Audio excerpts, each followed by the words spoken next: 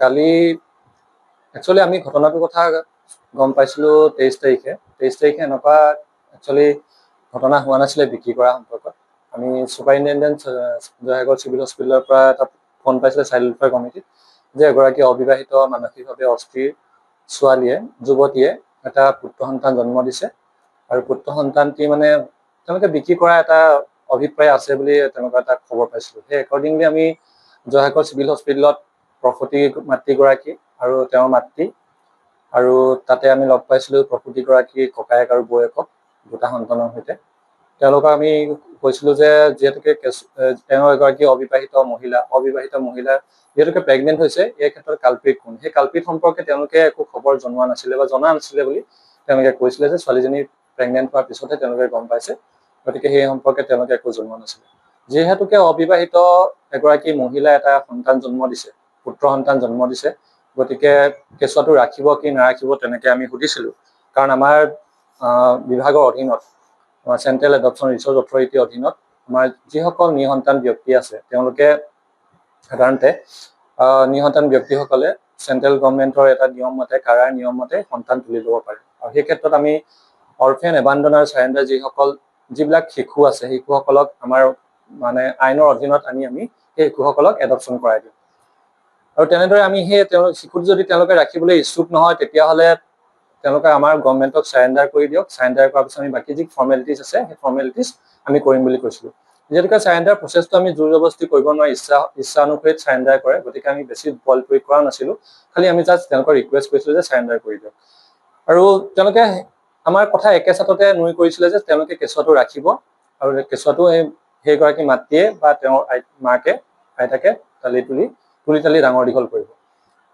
তেতিয়া আমি কৈছিলোঁ যে যদি বাই চান্স আপোনালোকে কেঁচুৱাটো বিক্ৰী কৰাৰ কথা চিন্তা কৰিছে তেনেকুৱা কথা নাভাবিব, কাৰণ এইটো এটা সম্পূৰ্ণ বেআইনী কথা আৰু নীতি বিৰুদ্ধ, আৰু ইয়াৰ ক্ষেত্ৰত শাস্তি বিহা আছে, 1 বছৰ 1 লাখ টকা জৰিমনা, 2 বছৰ পৰ্যন্ত জেল হ'ব পাৰে, সেইখিনি আমি কৈ থৈ আহিছিলোঁ।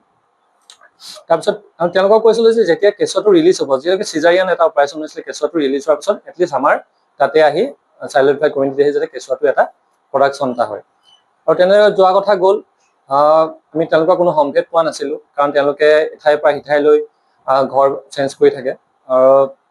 কালি পৰহি দিনা আমাৰ চাইল্ড ৱেলফেয়াৰ কমিটিৰ সদস্য এগৰাকীয়ে গম পালে যে কেঁচুৱাটো বিক্ৰী হৈ গৈছে। এই বিক্ৰী হোৱাৰ পাছতে আমি কালি গম পালোঁ যে তেওঁৰ প্ৰসূতিগৰাকী পিতৃয়ে জয়সাগৰ চাৰিআলিত এখন দোকানত কাম কৰে। সেই দোকানখনলৈ গ'লোঁ। তেওঁ প্ৰথমতে পোৱা নাছিলোঁ, বহুত বিচাৰ খোচাৰ কৰি পাছত পোৱা গ'ল। পোৱাৰ পাছত তেওঁক সুধিলোঁ যে তেওঁৰ গোটেই ডিটেইলছখিনি সুধিলোঁ, তেওঁৰ ঘৰ ক'ত, কি হয়।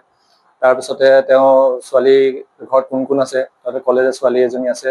কেঁচুৱাটোৰ কথা আমি ডাইৰেক্টলি সুধিলোঁ। কেঁচুৱাটোৰ কথা ডাইৰেক্টলি সোধাৰ পিছত তেওঁ ক'লে যে কেঁচুৱাটো ক'ত আছে তেওঁ নাজানে, কিন্তু বোৱাৰীয়েকে তেওঁক 5,000 টকা এটা দিছিলে, যিটো তেওঁ গ্ৰহণ নকৰিলে। আৰু কেঁচুৱাটো ক'ত আছে পিছত অলপ বেছিকৈ সোধা পিছত ক'লে যে কেঁচুৱাটো সম্ভৱ বিক্ৰী কৰিলে বুলি তেনেকৈ ক'লে। পিছত বিক্ৰী কৰিলে বুলি হৈ কৰাৰ পিছত পুতেক বোৱাৰীয়ে ক'ত আছে তেনেকৈ সোধাত তেওঁ ক'লে যে হাতীকোষতে থাকে।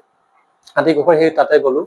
তেওঁলোকে পুতেক বোৱাৰীয়েকে প্ৰথমতে মানি লোৱা নাছিলে, কেঁচুৱাৰ ক্ষেত্ৰত বিক্ৰীৰ ক্ষেত্ৰত একোৱে তেওঁলোকে নাজানো বুলি কৈছে, যি কৰিছে তেওঁ শাহুৱেকেহে কৰিছে বুলি ক'লে।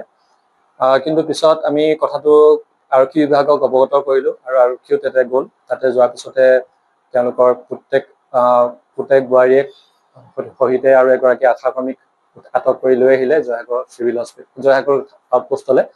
আটক কৰি অনাৰ পিছত আমি সন্ধিয়া সময়ত আমাৰ ফালৰ পৰা এখন এজাহাৰ তাতে দাখিল কৰা হ'ল, যাতে এই যিটো কেঁচুৱা এটা বিক্ৰী হৈছে, অৰ্থাৎ মানৱ সৰবৰাহ হৈছে, এই সৰবৰাহৰ লগত জড়িত ব্যৱস্থাটোত যিসকল ব্যক্তি প্ৰত্যক্ষভাৱে বা পৰোক্ষভাৱে জড়িত হৈ আছে, গতিকে সেইসকলক আইনৰ আওতাত আমি শাস্তি দিয়ক যাতে, আৰু কেঁচুৱাটো উদ্ধাৰ কৰক, তাকে উদ্দেশ্য কৰি এখন এজাহাৰ দাখিল কৰা হ'ল। আৰু এজাহাৰ মৰ্মে বৰ্তমান সময়লৈকে 2গৰাকী আশাকৰ্মীৰ সৈতে 3গৰাকী মহিলা, প্ৰসূতি মাতৃৰ মাতৃ আৰু বৌয়েকক আটক কৰি ৰখা হৈছে। আৰু আৰক্ষী বিভাগৰ পৰা গম পোৱা মতে তদন্ত চলি আছে। আৰু আশাবাদী আমি যে খুব কম সময়ৰ ভিতৰতে এই শিশুটো, যিটো নৱজাত শিশুটো উদ্ধাৰ কৰিবলৈ আৰক্ষী বিভাগ সক্ষম হ'ব। যিকোনো খবৰৰ বাবে যোগাযোগ কৰক 7099017330 লগতে 7099017110 নম্বৰত।